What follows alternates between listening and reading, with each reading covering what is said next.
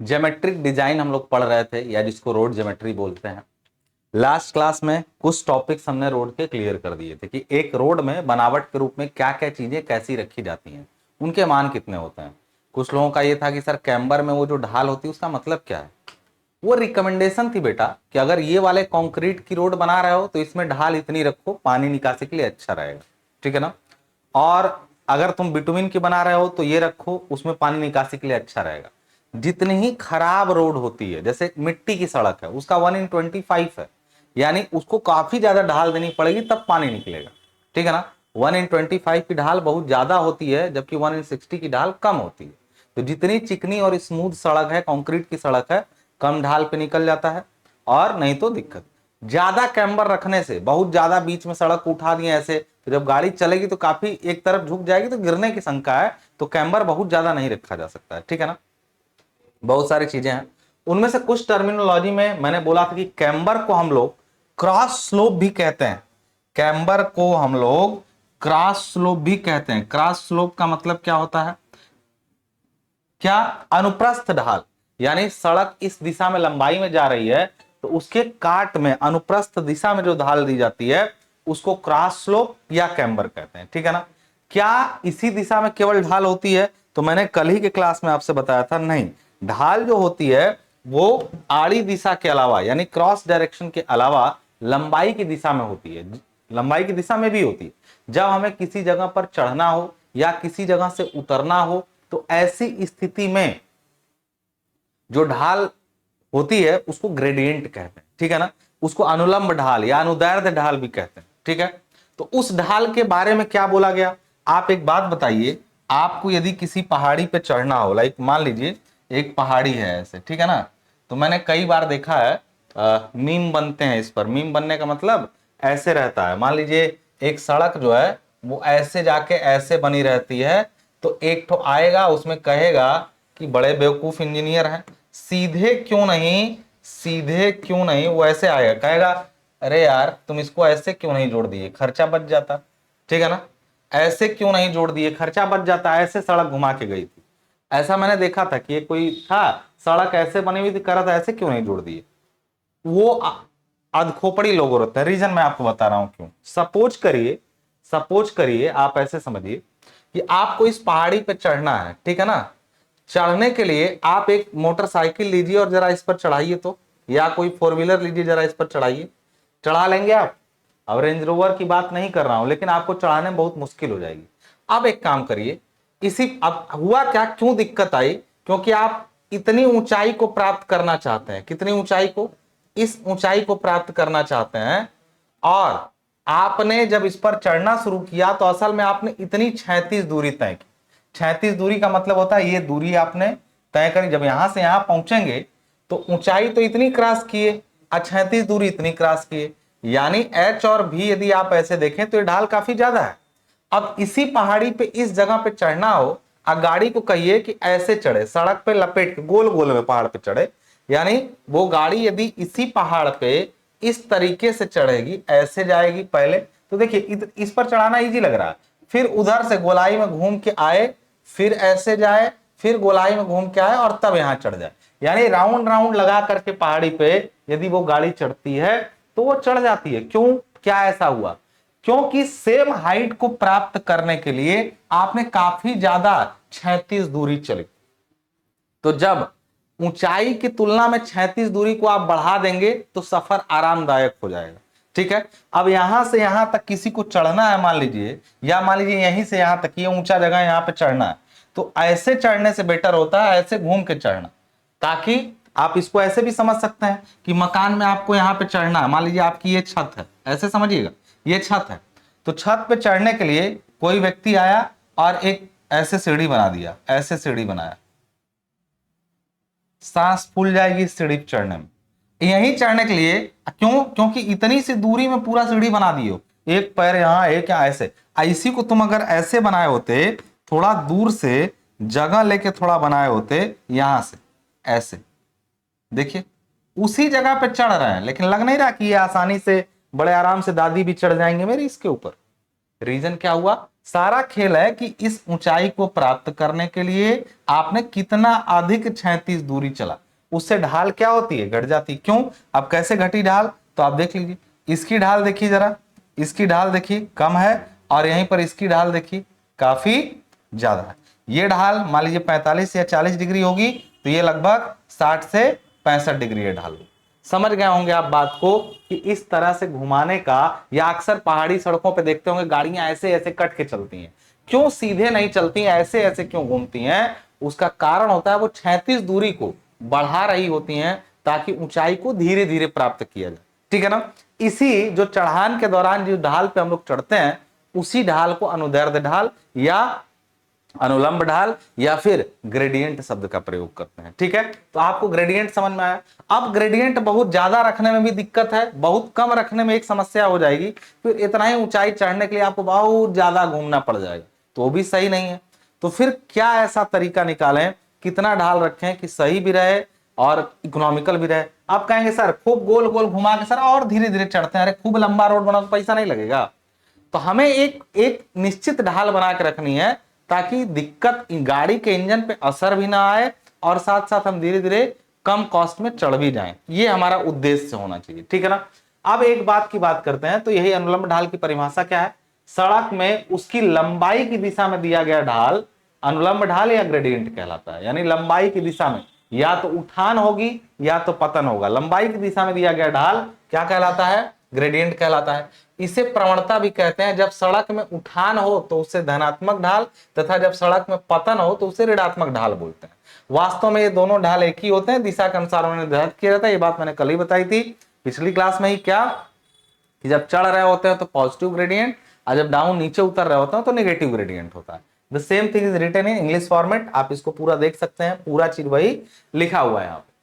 अनुलंब ढाल ये हुई। अब बात करें कि कितने तरह से ये होती है, तो आप एक मोटा मोटा जान लीजिए, अनुलंब ढाल जो होती है वो 5 तरह की होती है। 5 तरह की नहीं, 4 ही तरह की होती है, एक फर्जी है, तो अभी मैं बताता हूं कैसे।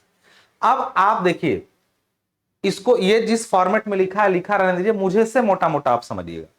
क्या आप बताइए, हर जगह ग्रेडियंट देना जरूरी है? किसी सड़क पे सीधा चल रहे हैं तो उस पर चढ़ान उतरान करना जरूरी है? तो मैं बोलूंगा हाँ जरूरी है। क्यों जरूरी है? देखो, जब भी कोई सड़क बनती है तो अक्सर ये प्लान रहता है या उसी समय उसके बगल में नालियां भी बनती हैं, ठीक है ना। अब मान लो तुम सड़क पे गाड़ी लेके चल रहे हो, तुम्हें कहीं जरूरत नहीं है चढ़ने की, तुम सीधा ही चल रहे हो, उस केस में नाली भी सीधा चलेगी तुम्हारे साथ साथ, बगल में नाली होती है वो भी सीधा चलेगा।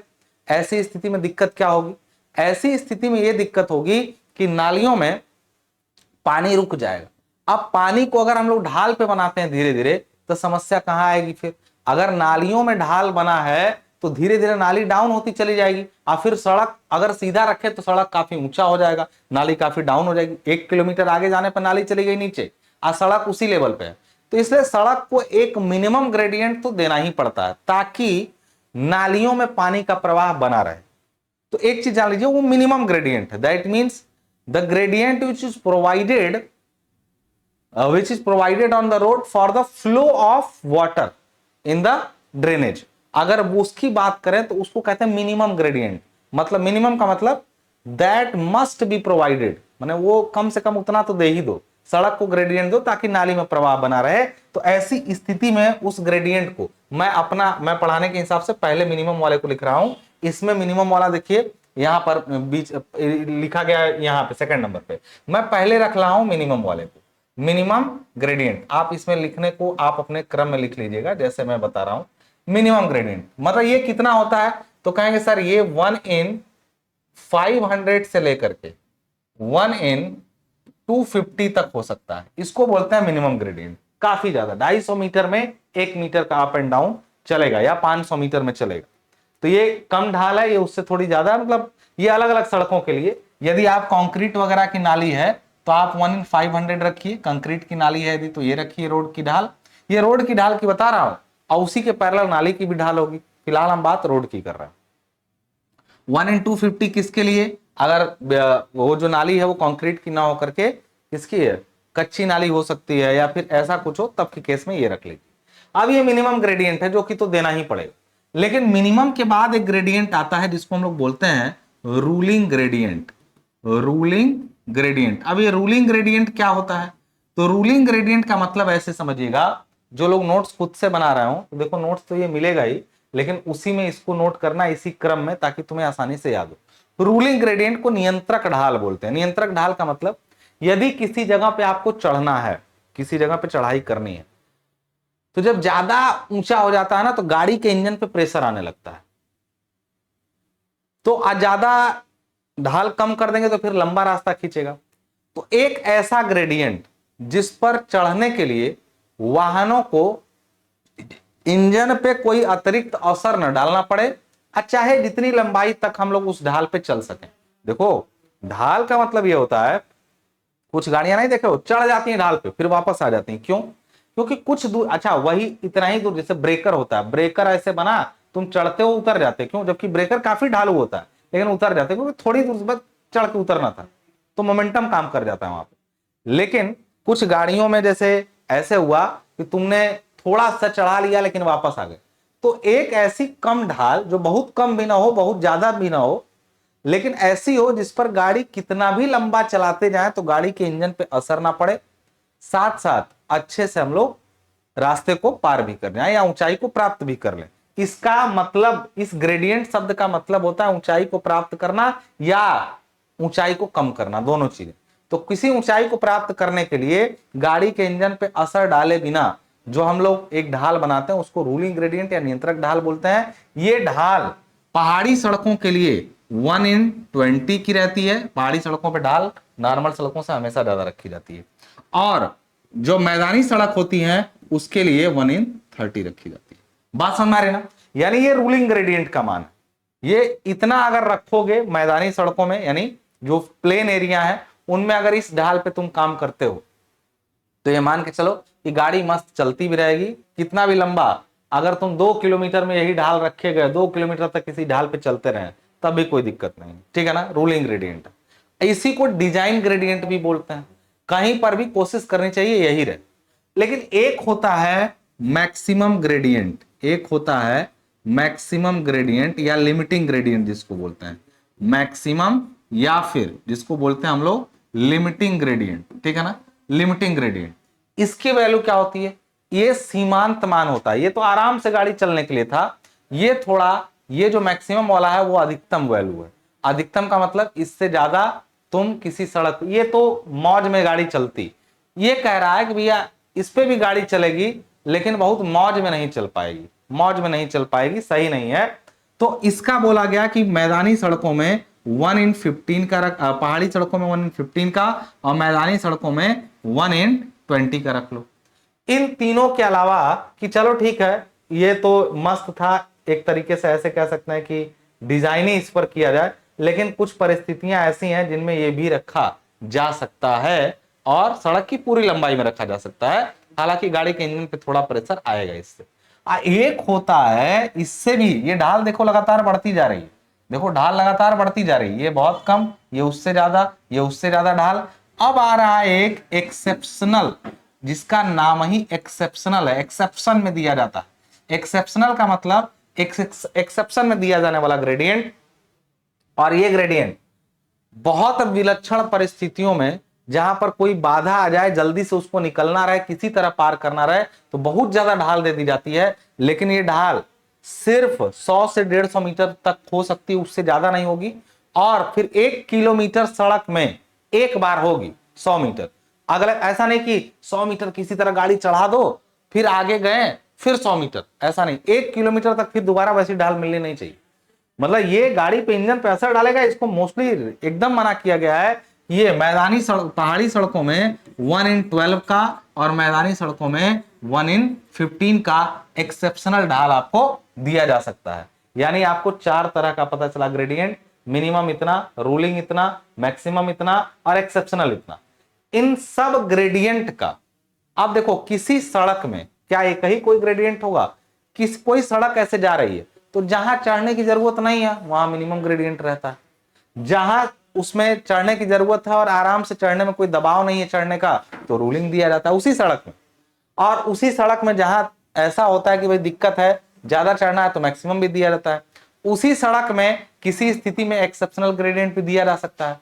तो पूरी सड़क में ओवरऑल ग्रेडियंट अलग अलग जगह पे अलग अलग है। जैसे आप एग्जांपल के थ्रू समझ सकते हैं कैसे, एक सड़क थी ऐसे सीधे जा रही थी, हल्का सा ग्रेडियंट था, अचानक उसमें रूलिंग देना पड़ा, फिर अचानक और चढ़ाना पड़ा, अचानक एफ सेक्शन, मतलब इस तरीके से आप समझिए कि ये रहा मिनिमम, तो उससे ज्यादा कई बार सड़क में रूलिंग भी दिया जाएगा, फिर से हो सकता है मिनिमम आ जाए, फिर उसके बाद आपका मैक्सिमम आ जाए और फिर एक्सेप्शनल ग्रेडियंट आ जाए। नहीं, ये सारा किसी एक ही सड़क में अलग अलग ग्रेडियंट हो सकते हैं। जैसे ये सड़क मिनिमम पर बनी हो सकता है ये वाली रूलिंग पर बनी हो, उसके बाद हो सकता है कि ये वाली फिर मिनिमम पे बनी हो, फिर उसके बाद मिनिमम पे मिनिमम पे नहीं, मिनिमम और कम हो जाएगा, ये वाली मिनिमम पे बनी हो, फिर उसके बाद ये मैक्सिमम पे बनी हो, और उसके बाद मान लीजिए किस केस में एक्सेप्शनल आ गया। तो ये आपका मिनिमम हुआ, ये रूलिंग पर हुआ, फिर से ये एक बार मिनिमम आया, फिर आपका मैक्सिमम आया, फिर आपका एक्सेप्शनल आ गया। ठीक है ना, ये सब किसी एक ही सड़क में हो सकते हैं। तो कहेंगे सर औसतन ढाल कितनी है? औसतन ढाल यानी एवरेज ग्रेडियंट जो होता है वो किसी जगह पर सभी ढालों का औसत होता है। किसी जगह पर सभी ढालों का औसत को हम लोग एवरेज ग्रेडियंट कहते हैं। तो आई होप आपको ग्रेडियंट समझ में आया होगा। अब देखिए सब एक साथ लिखा गया है। रूलिंग को हालांकि पहले लिख दिया चूंकि ज्यादा यूडीसी का होता है, फिर है मिनिमम, फिर मैक्सिमम, फिर एवरेज और एक्सेप्शनल। तो एवरेज सबका, अब इसके क्रम आप मेरे क्रम में याद रखिएगा, इनके क्रम जिस तरह से दिए गए जरूर नहीं उस तरह से याद रखना, ठीक है ना। तो सबको लिखा गया। नियंत्रक ढाल क्या होती है एक बार पढ़िएगा, जो मैंने बताया वही सेम चीजें यहां पर लिखी हैं। कैसे? जैसे रूलिंग वाले का वैल्यू क्या लिखा है, जो रूलिंग वाला है सबसे पहले 1/20 से 1/30 हमने लिखा है रूलिंग में। तो देखिए यहाँ पे लिखा गया है मैदानी सड़कों के लिए 1/30, पहाड़ी सड़कों के लिए 1/20 रोलिंग वाला। रूलिंग इसी को इंग्लिश में भी लिखा गया। अब उसी न्यूनतम को देखिए, न्यूनतम के लिए लिखा है खुली नाली के लिए 200 और आपका न्यूनतम एक में 500, 250। देखिए सड़क के लिए न्यूनतम 150 तक रहता है, मतलब ये चीज बिटवीन सड़क के लिए लिखा गया है। और ये कंक्रीट की सड़क के लिए, नाली के लिए कच्ची नाली हो तो 1/200 का न्यूनतम हो गया। अधिकतम ढाल मैंने बोला था कि अधिकतम जो होता है वो रूलिंग के बाद वाला होता है, यानी 1/20 और 1/15, ठीक है ना। अब 15 और 12 हो जाएगा एक्सेप्शनल वाले में। एक्सेप्शनल वाला जब आता है तो इसका वैल्यू देखिए 1/12 और 1/15 है, जबकि औसत वाला क्या होता है, इन सभी का जितना ढाल दिया गया है सबका क्या होता है, औसत होता है। समझ गए कि नहीं बात को? पीछे मैंने समझाया और नोट्स में भी सब उसी तरह से है, आप ये पूरा चीज एक साथ देख लीजिए। यानी अनुलंब ढाल क्या होती है आपने समझा, इसकी जरूरत कब पड़ती है, जब हमें कोई ऊंचाई गेन करनी हो या कहीं पर डाउन होना हो, पहाड़ी पे चढ़ना हो, पहाड़ी पे उतरना हो, विशेष जरूरत पड़ती है। ऐसी स्थितियों में कितने तरह की ढाल होती है, कब कौन सी है, तो भाई ये भी मैंने पूरा आपको समझा दिया। आई होप पूरा आपको समझ में आ गया होगा। अब हम लोग चलते हैं, ग्रेडियंट पूरा यहीं पे खत्म होता है। ग्रेडियंट क्या होता है, उसके टाइप कंपलसरी है, याद रखिएगा। अगली चीज जो आपकी आती है वो है अभिकल्प गति। अभिकल्प गति क्या होती है, किसी सड़क पर, अब ये भी एक तरह से पैरामीटर है, ये सब क्या पढ़ रहे हैं आप, ये सब किसी सड़क पर जो बनावट है उसके अकॉर्डिंग क्या लिमिटेशंस हैं, कितनी क्या चीज होनी चाहिए, वो सारी चीजें बताई जा रही हैं, ठीक है। इनका प्रयोग करके रोड का डिजाइन भी होगा, ठीक है ना। डिजाइन स्पीड क्या होता है, किसी सड़क पर कोई वाहन चलने के लिए देखते होंगे लिखा रहता है स्पीड लिमिट। स्पीड लिमिट अधिकतम लिखा रहता है कि इससे ज्यादा नहीं होना चाहिए, इसीलिए डिजाइन स्पीड जो होती है वो निर्धारित है, उसकी वैल्यू यहां पर दी गई है। तो ये जैसे नेशनल हाईवे है, राष्ट्रीय महामार्ग जिसको बोलते हैं, उसके लिए अगर मैदानी सड़क है तो 100 की स्पीड आप रख सकते हैं मैक्सिमम, और जो मिनिमम है वो 80 रखिए। मुख्य जिला सड़क पे अलग है, ठीक है ना। ये सब मैदानी सड़कों के लिए डेटा दिया है, सब kmph में है, किलोमीटर प्रति घंटे में सब दिया गया है, आप इसको देख सकते हैं। मुख्य जिला सड़कों के लिए 80-65 है, अन्य जिला के लिए 65-50, ग्रामीण सड़कों पे 50-40। कब? मैदानी सड़कों। पहाड़ी हो तो यही डाटा कम हो जाएगा, पहाड़ी सड़कों पे उतनी तेज गति से गाड़ी नहीं चलानी चाहिए, अनियंत्रित हो जाएगी, इसलिए इसमें डाटा क्या होता है, काफी कम हो जाता है पहाड़ी सड़कों में।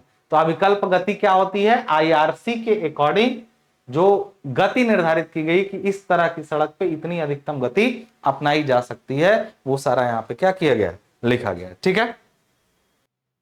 अब यहाँ पे देखिएगा, तो आपने ये देखा यहाँ पे कि भाई ये ऐसा कहानी है इसका। अब एक चीज आती है, ये पूरा ये है, इसमें देखिए इसका जरूरत कब पड़ता है, मैं भी बताऊंगा आपको। दूरी आप ये बताइए, जैसे मान लीजिए कोई रोड बन रही है, ठीक है ना, तो उस पर अगर पूछी जाए कि कितनी गति से गाड़ी चलता है, तो साइकिल वाला धीरे चले उससे मतलब नहीं है।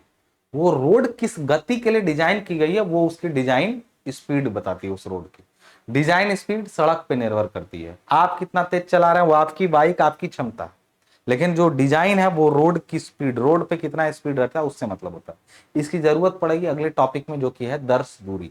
दर्श दूरी क्या होती है?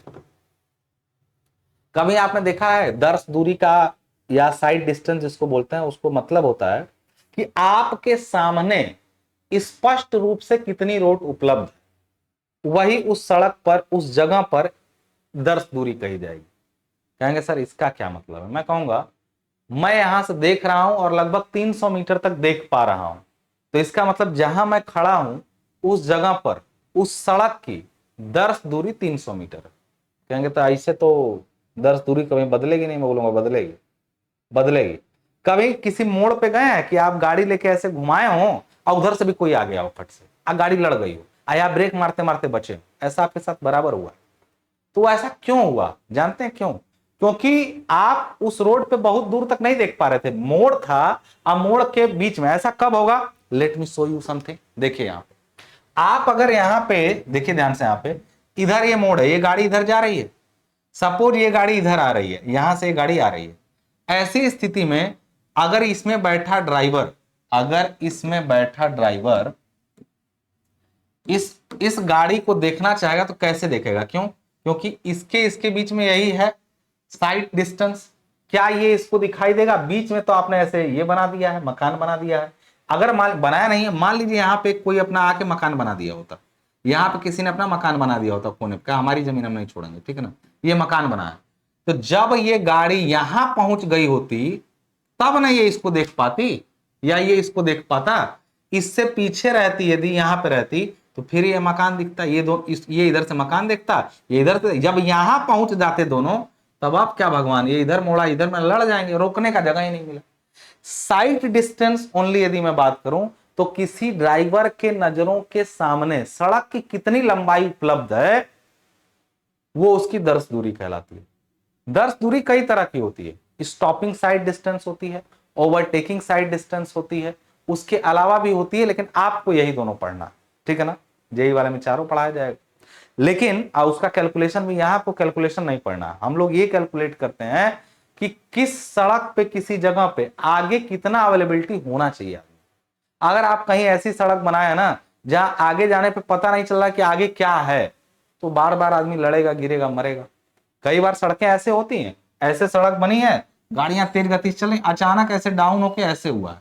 अब यहाँ पे जो ड्राइवर है जो भाग रहा है, उसको सड़क जो है ना यहाँ पे दिख रहा है तो गायब दिख रही है सड़क। आप यहाँ बैठ के देखेंगे तो यहाँ पे सड़क आपको गायब दिख रही है। अब यहाँ जाएगा तो अचानक वो झटका खाएगा।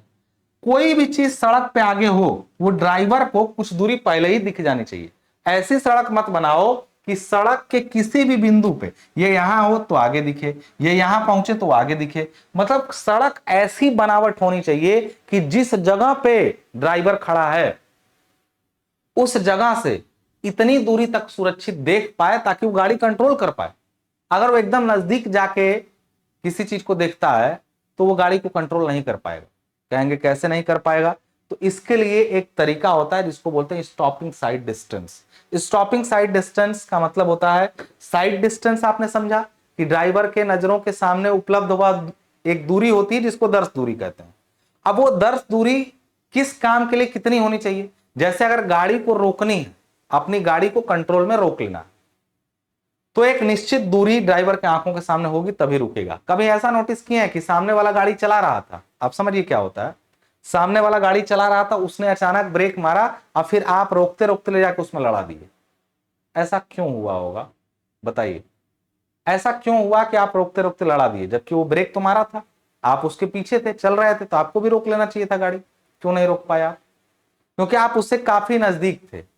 आप देखे कि वो ब्रेक मारा, आप देखें कि वो ब्रेक मारा, तब तक आप वो दूरी कवर कर गए।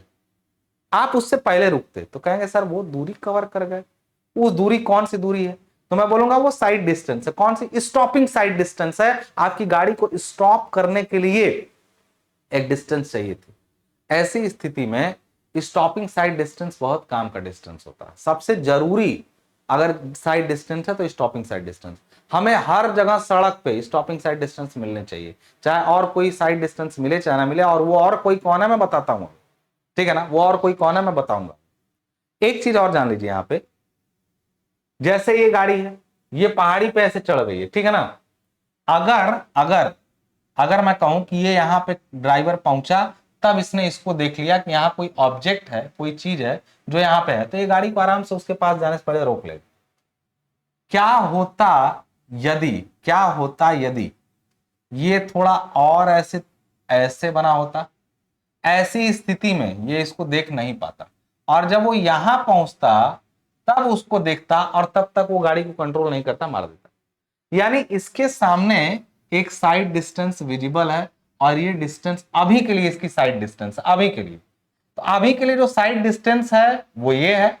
अगर गाड़ी यहां, अगर स्थिति ये होती कि ये कर्व कुछ ऐसा होता चढ़ने का, और यहां पहुंच गई होती गाड़ी, तब के लिए साइड डिस्टेंस ये होती।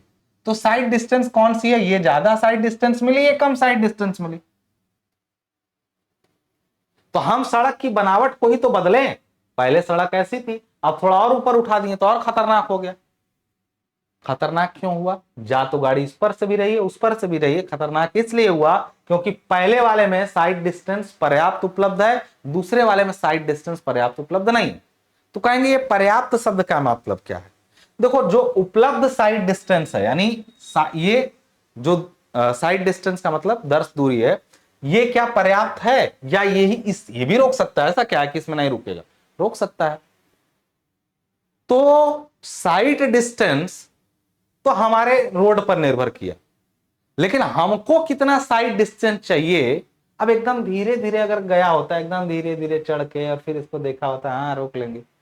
तो साइड डिस्टेंस अवेलेबल कितना है और हमें रिक्वायरमेंट कितना है, दोनों अलग अलग चीजें।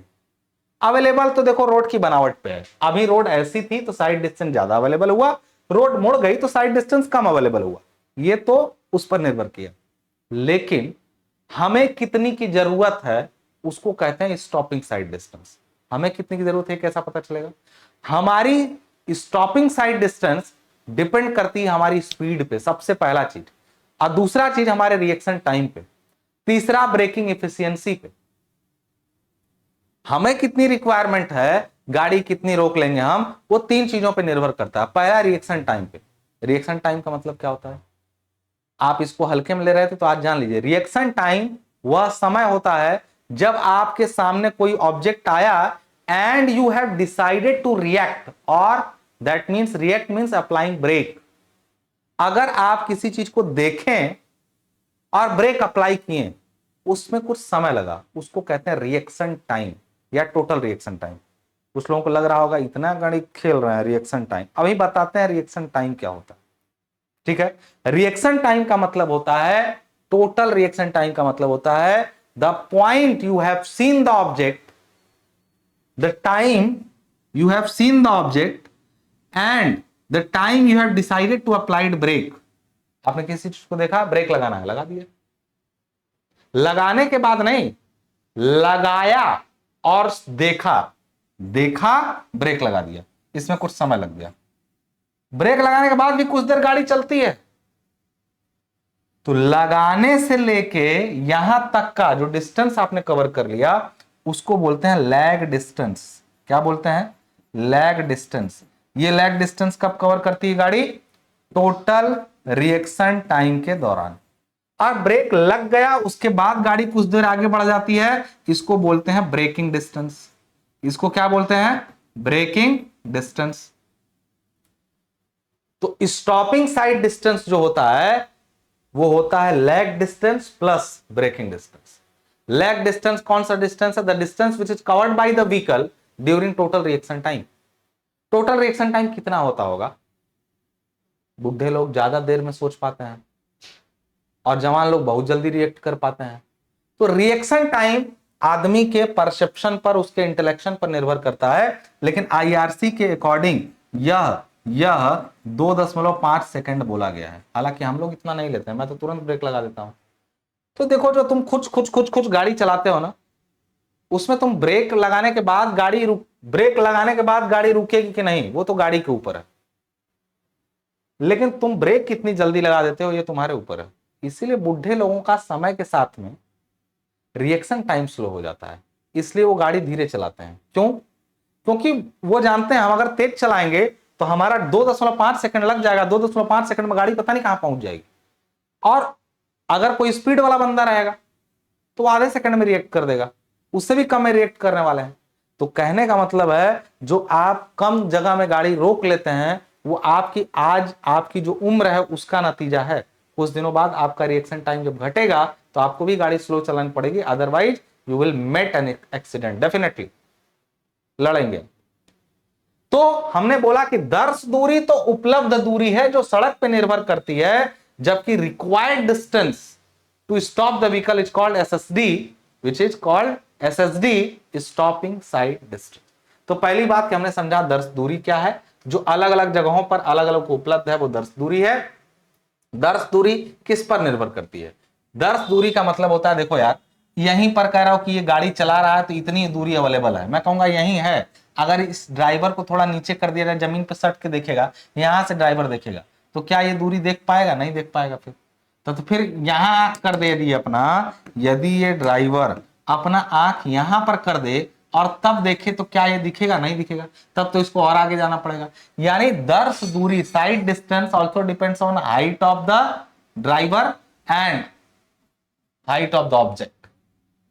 तो हमेशा ध्यान रखना, यह माना जाता है कि यदि कोई व्यक्ति गाड़ी चला रहा है तो उसकी जमीन से उसके आंख की हाइट कितनी ली जाती है, तो कहेंगे इसके जमीन की हाइट जो आंख की ली जाती है वो 1.2 मीटर मानी जाती है, और ऑब्स्टेकल की हाइट, कोई भी बाधा 15 सेंटीमीटर तक सड़क पे हो, न्यूनतम ये इतना होना चाहिए और अधिकतम वो उतना माना जाता है। इससे कैलकुलेशन होती है दर्श दूरी की। माना जाता है कि भाई इतना मानोगे तभी कैलकुलेट हो पाएगा, अदरवाइज दर्श दूरी अलग अलग हो सकती है। सेम गाड़ी में कोई नीचे से देखेगा तो उसको दर्श दूरी कम मिलेगी, तो कहेंगे सर इस रोड पे दर्श दूरी है ही नहीं। मैं बोला हूं कि मैं जो रोड बनाया हूं वो 1.2 मीटर आई साइड के हाइट के लिए और 15 सेंटीमीटर के ऑब्स्टेकल के लिए बनाया हूं। अब कोई जमीन पे लेट के देखेगा तो यहीं अगवा नहीं दिखेगा उसको, तो कहोगे दर्श दूरी नहीं है हमारे सड़क में। सड़क में दर्श दूरी है, क्योंकि जो हमने सड़क जो बनाई है वो 1.2 मीटर आई हाइट के लिए बनाई है, ठीक है ना। तो ये ध्यान रखिएगा कि सड़क का डिजाइन हमेशा इस तरह से करना चाहिए कि ड्राइवर लगभग माना जाए कि 1.2 मीटर की हाइट से देख रहा है, और ऑब्स्टेकल यानी कोई बाधा जिसको देख के रिएक्ट करना है वो 15 सेंटीमीटर ऊंची, ठीक है ना। चिकनी सतह पर घर्षण कम तथा खुरदुरी सतह पर अधिक होता है, ये सब दर्श दूरी से चीजें। अब दर्श दूरी पर कहेंगे सर ये घर्षण कहां से आ गया? अरे बेटा जब तुम दर्श दूरी अवेलेबल है और तुम गाड़ी पर अगर सपोज करो ब्रेक लगाते हो, तो ब्रेक लगाने के दौरान लैग डिस्टेंस और आगे का जो ब्रेक लग गया, गाड़ी का चक्का रुक गया, तब भी गाड़ी आगे बढ़ रही है, तो घर्षण ही तो उसको रोकेगा। ब्रेकिंग डिस्टेंस में घर्षण का रोल होता है। इसलिए सामान्यतः आईआरसी के अनुसार घर्षण गुणांक 0.4 दिया जाता है। देखो ये सब जो चीजें लिखी गई है ना, ये न्यूमेरिकल में प्रयोग होती हैं। मैं आपको पहले ही बता दे रहा हूं, आपको डिप्लोमा में एसएसडी का न्यूमेरिकल नहीं लगाना है। हालांकि इजी होता है, मैं चाहूं तो लगवा दूं, लेकिन जरूरत नहीं है तो मैं क्यों नहीं जाऊं। जेई वाले क्लास में जो लोग हैं उनको लगवाया गया है, वो लोग देखे होंगे पूरा। हम लोग कैलकुलेट कर सकते हैं कि यदि कोई गाड़ी इस गति से जा रहा है, सड़क का घर्षण गुणांक इतना है, और आगे जो है कितना उसके दर्श दूरी अवेलेबल होना चाहिए, उसको रोकने के लिए कितनी दूरी की जरूरत है, ये सब बताया जा सकता है, ठीक है ना। तो ये सेम चीज इंग्लिश में लिखो।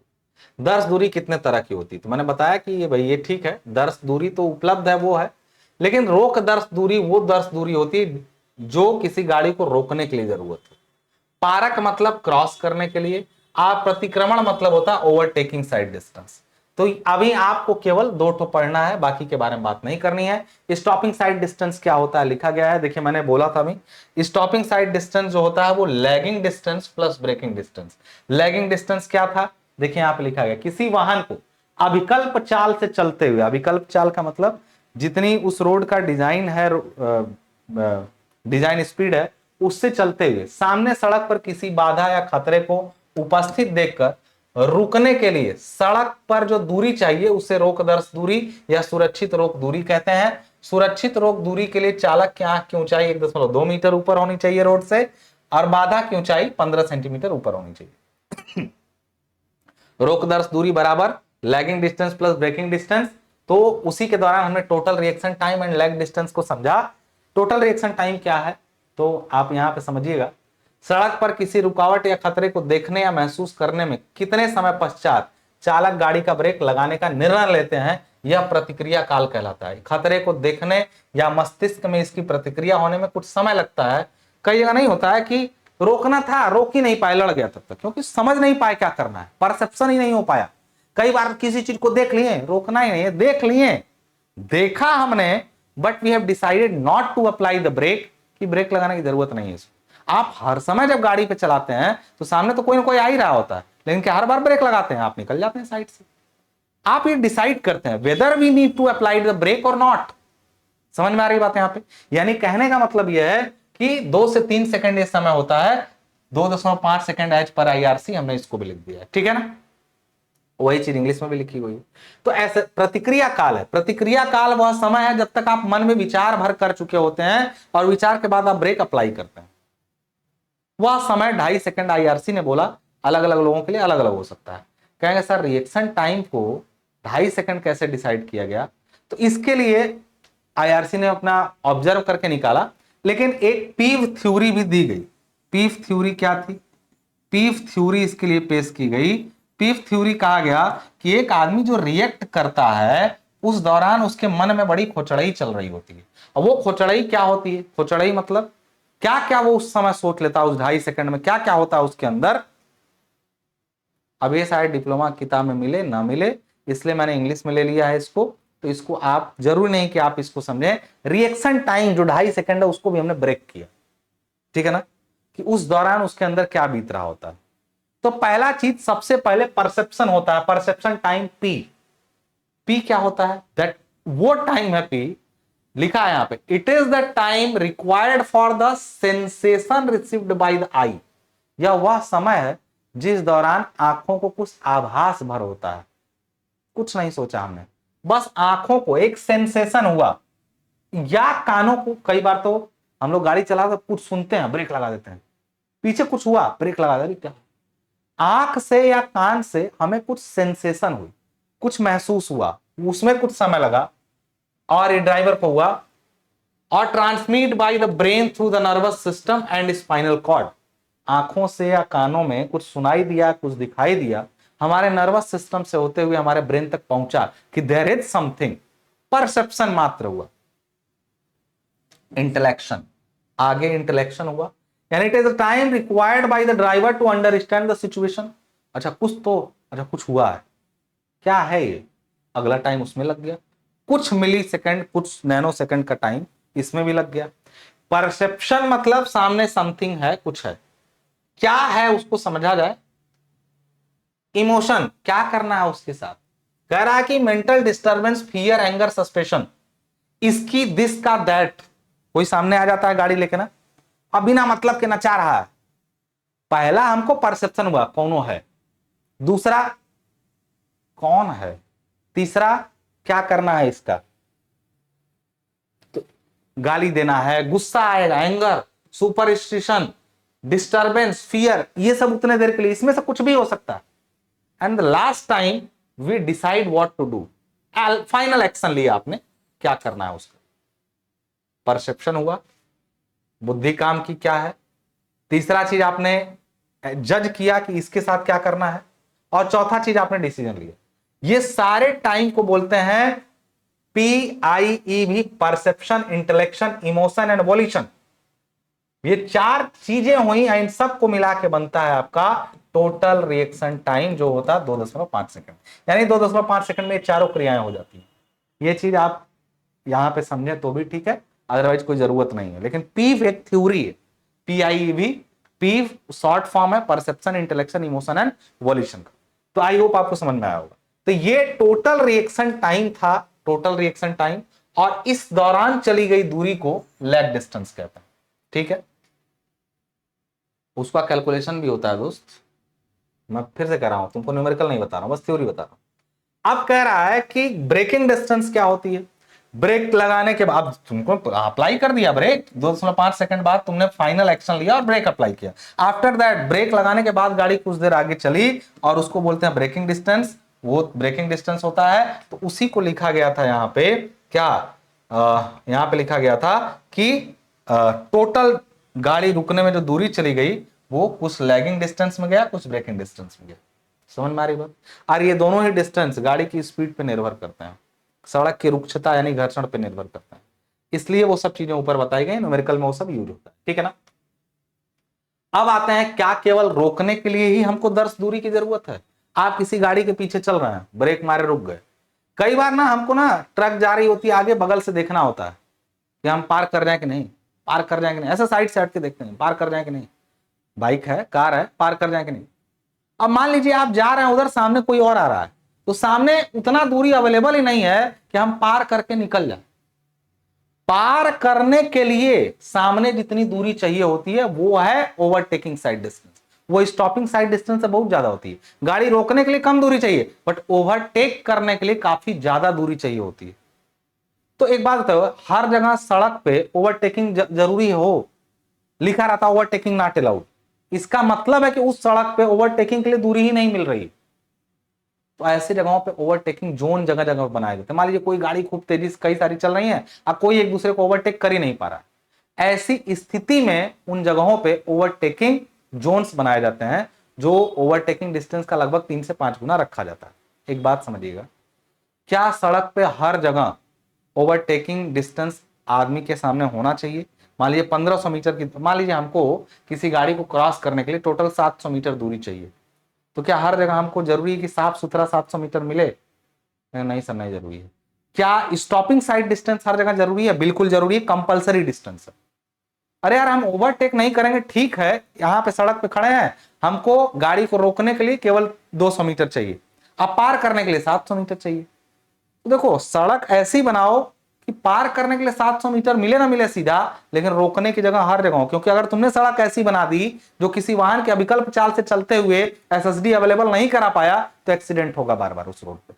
कैसे एक्सीडेंट होगा उस रोड पे बार बार? तो भाई उस रोड पे एक ऐसी जगह गाड़ी पहुंची जिसके आगे 200 मीटर अवेलेबल नहीं था, और उस जगह पर कोई गाड़ी उसको मिली और वो रोक नहीं पाया, लड़ा दिया। तो ओवरटेकिंग साइड डिस्टेंस हर रोड पे हर जगह हो ये जरूरी नहीं है, बट रोड पे हर जगह स्टॉपिंग साइड डिस्टेंस अवेलेबल होनी ही चाहिए।